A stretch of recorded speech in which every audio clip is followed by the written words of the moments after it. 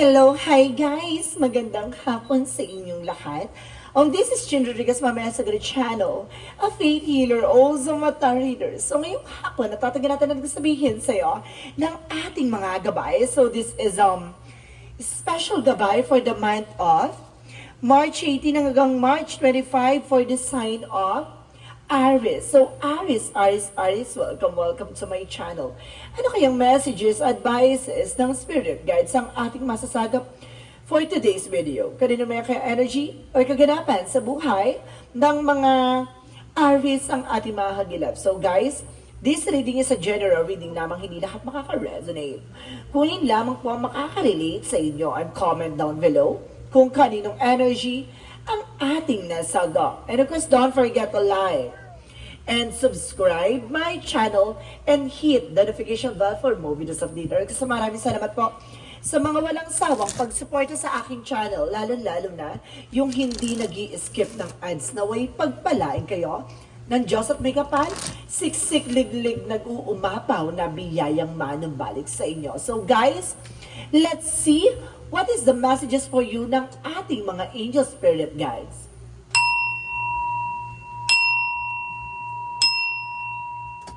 Angel spirit, please give information for the sign of Aries.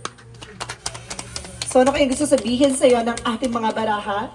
So there's the Chariot card. So there's an action. So may movement guys, may paggalaw na eksena dito. Na unti-unti ka nang makaka-recover. There's a movement, transition or something, pagbabago. No, gagalaw na ang eksena. Akala mo, naka-standby ka lang sa ganyang sitwasyon?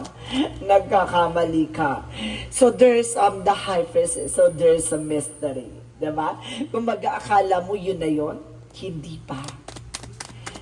Matutuklasan mo, there's a secret behind the scenes. And there's the hangman, no? Kung baga nagkakaroon ka man ng delays or cancellation as of now, pero the hangman na may mga bagay na kailangan mong ayusin at alisin, no? There's a hangman for a new perspective, mindsets. So let's see additional messages.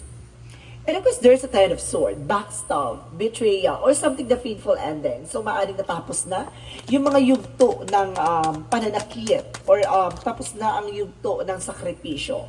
And of course, there's a judgment for a wake-up call. Inner calling. So, talagang tinatawag ka dito na para mag-pay attentions, no? So, mga nangyayari na sa paligid mo na keep going, no? And because there's a Nine of Pentacles with a secure finances, no? Kumbaga security, kumbaga about sa finances ay sinasabi dito na pananatiling di ba, secure ang yung pera or something na parating, no? Kumbaga may dadalhin talaga sa itong offer na to na maaring magbigay sa iyo ng pagbabago, buong offer na to. And because there's the Chariot for the Eight of Pentacles. See? Focus sa trabaho, negosyo, hanap buhay mo. So let's see additional messages for the High Priestess. So there's a Wheel of Fortune. See? I told you so. The High Priestess is a mystery. And the Wheel of Fortune is a good luck and being blessed. So talagang umikot yung kapalaran at papabor sa yung sistema at ang sitwasyon. Hindi mo lang talaga namamalayan ng unti-unti nang nagbabago ang sitwasyon na kinagagalawan mo. The Hangman is Four of Swords. Kumbaga there's a rest. No? Kailangan mo ipahinga. O kailangan mong alisin yung takot at pangamba mo. You're feeling stuck or if you're feeling hang, or you're feeling abandonment, or you're feeling imprisonment for your thoughts and information. No? Alisin mo yung mga negativities na pupasok sa isipan mo kasi nakakapagpagulo yan. Kaya hindi ka makalis sa sitwasyon dahil yan sa iniisip mo na negatibo. Kailangan think positive tayo. The Ten of Swords is represent the Eight of Cups. Letting go. Diba? Kung mag-unfold it naturally, hayaan mo siyang ibigay ng natural. Huwag mong ipilit. Damoy kasi nag-greedy tayo or something, gustong-gusto natin makuha isang bagay na yun, hindi talaga ibibigay yun. No? Kung maghahayaan mo siya, keep going lang guys. No? Tuloy-tuloy lang yung grind lang. Hayaan mo siyang ibigay kung ipagkakaloob. Ganon. The Judgment represent what?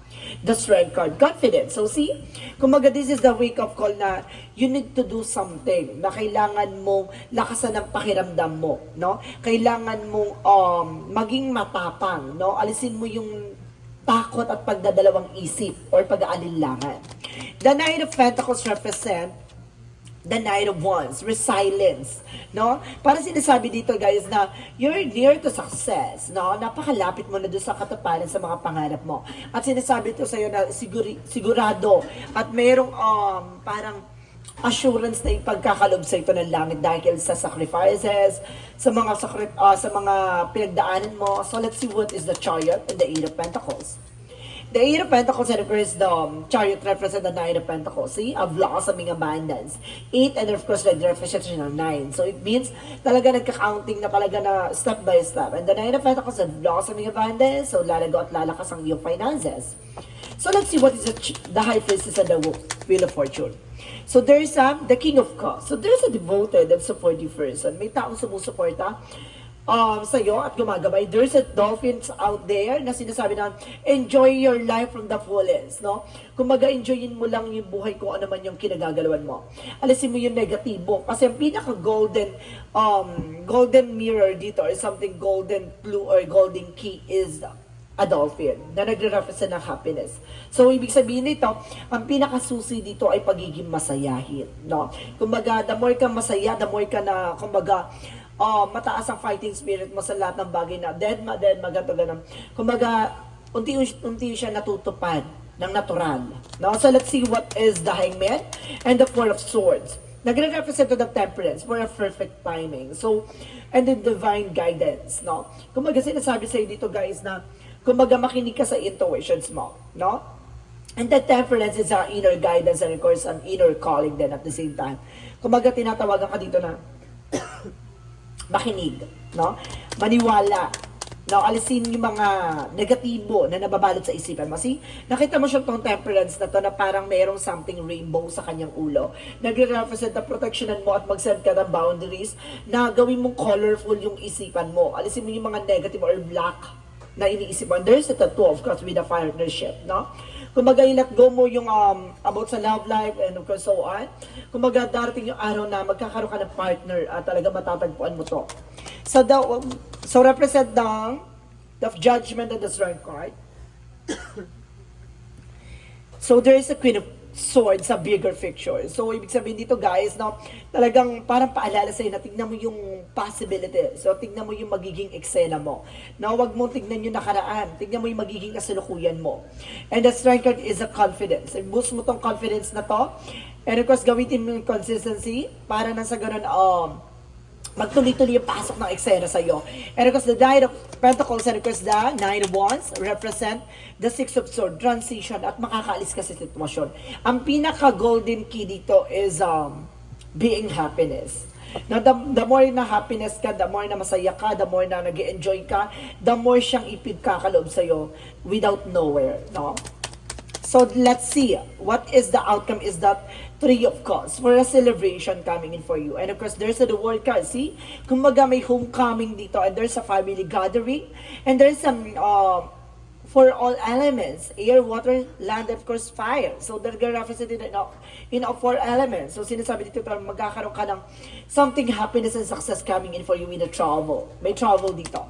So, let's see additional messages for career. Sa career, there's a Seven of Pentacles. So, there's a harvest time. At the end of the time, mag-harvest ka dito. And of course, there's the King of Wands by control. No, kumbaga, pagdating sa business, kailangan kontrolado mo. Kailangan bukod yung business mo, bukod yung finances mo, bukod yung gastos mo, ganon, bukod yon sa negosyo mo. Or either, kumbaga, this is the moment na maaring lalago at lalakas na ang iyong finances and career. So let's see additional messages for love life. So there's a there's a Knight of Swords for success driven. So at the end of the time, magsa-success ka pagdating sa love life with the Magician, manifestation and reflections. Ang sinasabi ng Magician dito is manifesting. So talagang matutupad mo at makukuha mo lahat ng mga bagay na gusto mo makuha pagdating sa love life. So let's see additional messages for health. Sa health mo, there's a Six of Pentacles, so balance. So, maaaring there's a give and take or something na balance naman ang iyong pakiramdam at nararamdaman. And of course, there's a Ten of Cups, happiness. So see, talagang masaya ang buhay mo, masaya ang puso mo. So maaaring ito yung magiging outcome ng health mo, no? Eh, hindi niyo pinakasusi ang pagiging masayahin, diba? So let's see what is the magical fairy messages. So let's see what is the magical fairy messages. So there's love life. So talagang, diba? So talaga sinasabi dito, kailangan puno ng pag-ibig ang puso mo. Nang sa ganun, dumaloy ang biyaya na nararapat sa'yo. Assertiveness, stand up for your beliefs, no? And only say yes to change. No? Dapat handa ka sa pagbabago. Hindi ka dapat hindi nang hindi. Kailangan yes, of course, no? Kumbaga, go for it, ilaban natin yan. Ganon. Kung alam mong maganda yung dahilan or maging magaganda yung magiging outcome. So let's see what is the Yin and Yang Oracle card. Yin and Yang Oracle card for thoughts. So I told you so. Ito yung nagbibigay negativity dito sa reading na to, yung iniisip mo, yung being paranoid, no? And because there's an Ace of Earth, no? May kinalaman ka sa Taurus, Virgo, Capricorn. So let's see additional messages. And there's an ego. Ito yung pride and vanity. Yung mga walang kabuluhang bagay, yung mga bisyo or something na yan. Yan yung nagdadala sa iyo ng something or drama. No? Alisin mo yung drama, thoughts, ego, pride. No? And of course, yung mga bisyo. So let's see. Kasi yan yung nagdadala sa iyo ng negativity. And because there is a divine, see, there's a trust by divine timing. So talagang sinasabi dito na pagkakalob sa iyo ng langit talagang yung para sa iyo when the time has come. And there's a close, open, guarded. So see, kumbaga i-close mo na yung chapter na yun at protectionan mo na. No? At pangalagaan mo na yung mga bagay na dapat makuha mo. Ganon. So let's see what is Archangel Michael messages.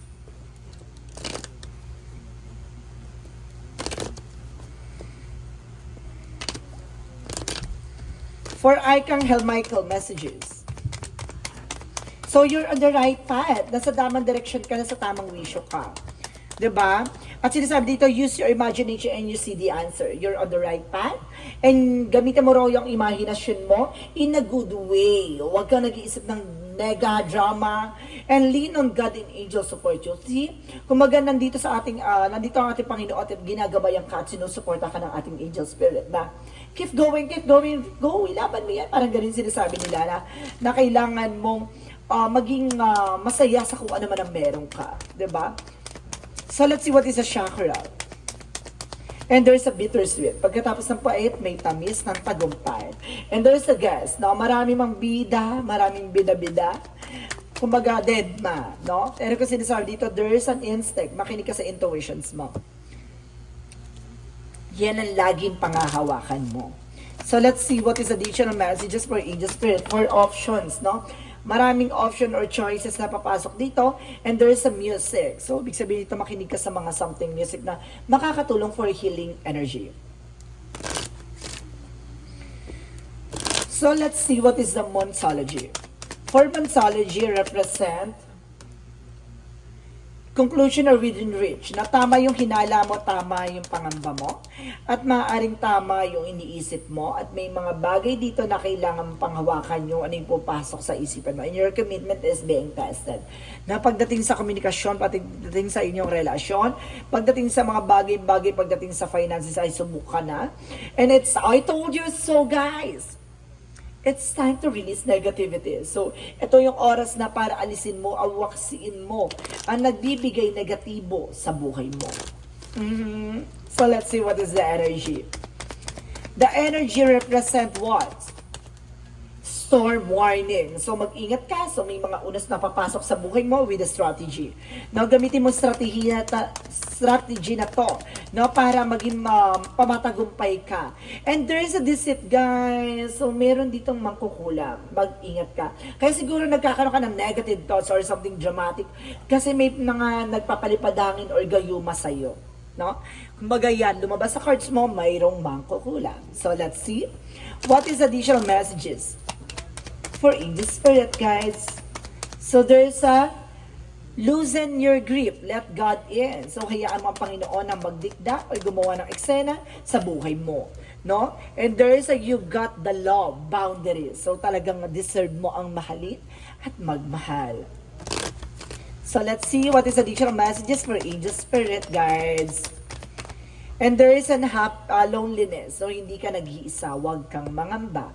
And there's a gratitude. Be thankful kung ano man yung buhay, kung ano man yung mga bagay na pinresent sa'yo ng ating Panginoon. At dahil lahat ng mga bagay na yan ay opportunity mo para matutunan mo at matuklasan mo ang mga kaganapan sa buhay mo.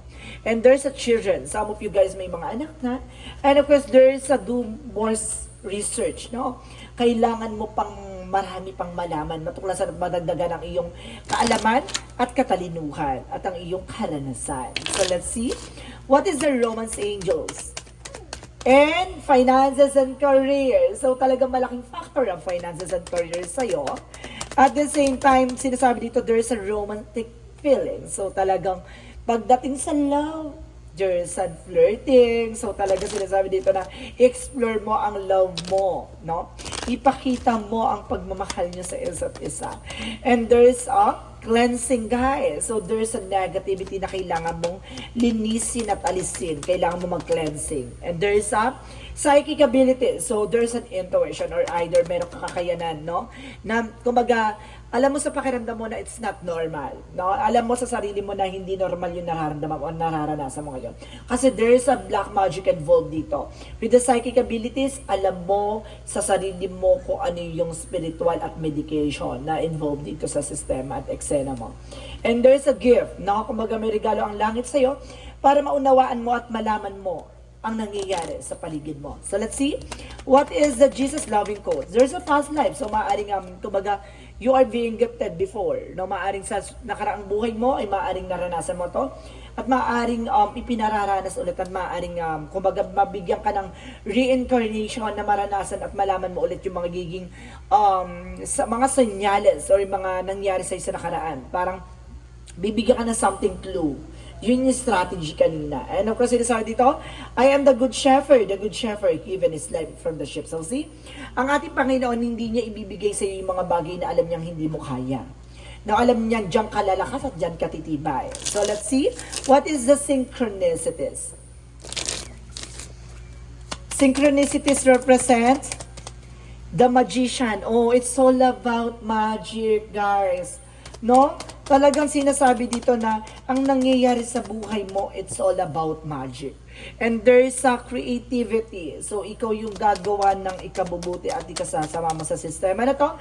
And there's a mother figure. So, maaring lumalaki yung tiyan mo sa eksena na to. Or either, there's a mother na gumagawa ng eksena mo. No? Mayroong mother figure dito na ginagawan ka ng hindi maganda.